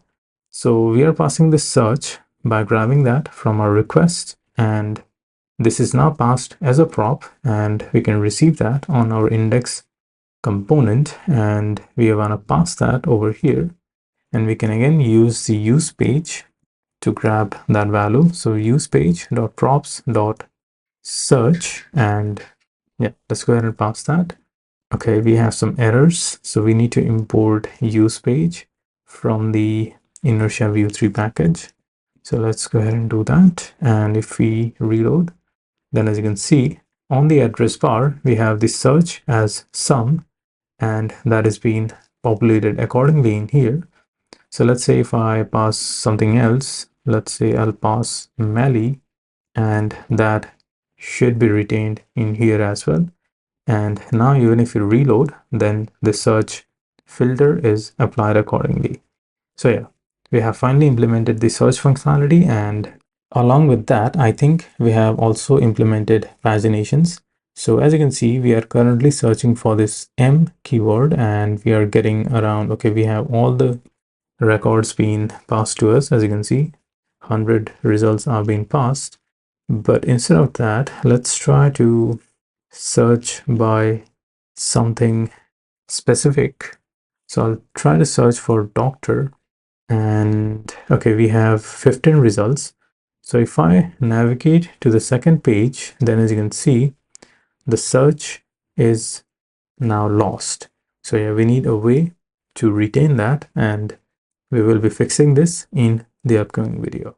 Okay, let's now go ahead and fix an issue where the search value is being lost whenever we navigate between these pages. So let's try to understand what's actually happening in here, and then we will go ahead and fix it.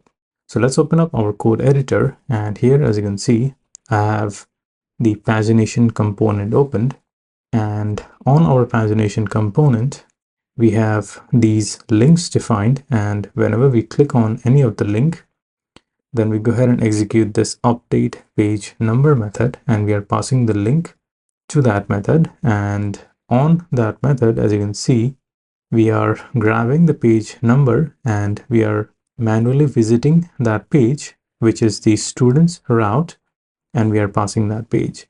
So obviously the state of the search input will be lost whenever we click on any of the pages. So yeah, we need a way to retain that search value, and we also need to make sure that the pagination is working properly. So let's try to understand how we will fix this, and then we will go ahead and fix it. So as you can see in here, we have this update page number defined on the pagination.vue, but we want to shift this into our index.vue, and that way we can keep track of the page number along with the search value, because we have these states defined on our index.vue. So what we will be doing here is we will be defining this and shifting this to our index.vue, and we will be passing that as a prop to this pagination component, and we will execute that when the user clicks on the button. So let's go ahead and do that. Actually, let's start working on this. So here we have the student's URL. We are watching for this, and let's define a new method somewhere in here. So I'll just define a new method called updated page number, and this will receive a link, and this is almost going to be similar to this method that we have defined over here with a few changes here and there. So this will receive the link. Let's now go ahead and define the body of this. And since we are now defining this on our index.vue, we can actually reference this page number that we defined in the previous video. And here, as you can see, we are referencing this page number on our student's URL computed property. And yeah, we can basically reference this over here as well.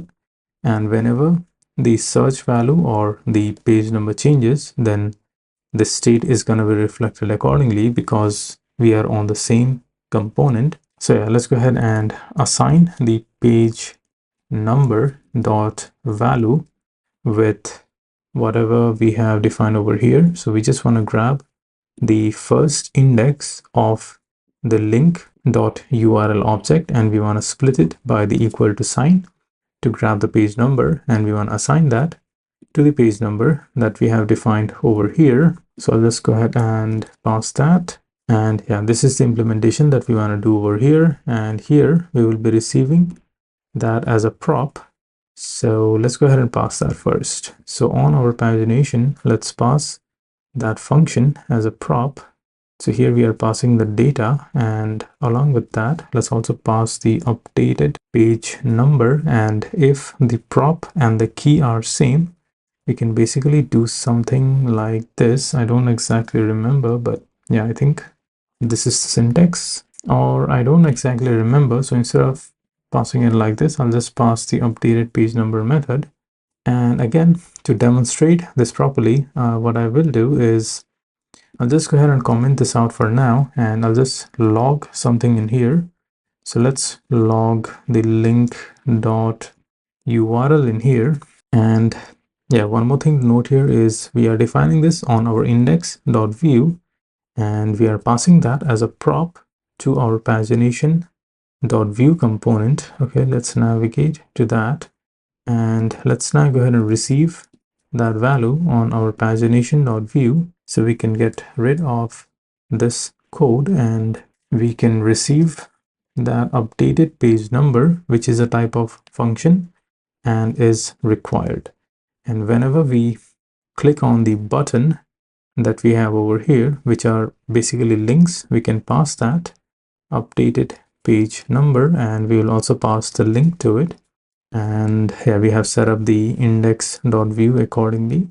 We have defined this method, and we are just logging whatever value gets passed from here. And yeah, let's go ahead and give this a try. So let's reload, and let's open up the inspector. Let's open up the console tab. And if I go ahead and click on 3, then as you can see, the link is being dumped in here. So we are basically defining the logic to grab the page number on our index component instead of the pagination component. And this will allow us to basically override this page number state that we have defined on our index.vue. And whenever we reassign this in here, then that state will be reflected on other areas accordingly, since we are on the same component. So yeah, let's go ahead and give this a try. So we have the page number.value where we are assigning this to whatever gets returned from here. And then we are computing the student's URL, and along with that, we are also appending the page, which is this page number.value. And if we have the search.value present, then we are appending that as well. So yeah, let's go ahead and give this a try. So I'll just reload, and we are currently on page 2. So let's go ahead and search something. I'll type doctor, and as you can see, we have 15 results, and we are currently rendering 10 records. So if I go ahead and navigate to page 2, then as you can see, the search value is being retained in here, and we are now navigated to page 2. So yeah, this was something that I wanted to fix, because if we don't fix these small issues, then the user won't get a good user experience. So yeah, I hope that this was helpful, and you can now apply this for other improvements as well. If you have any other filters that you are applying, then you can use this approach to retain the state accordingly of your page.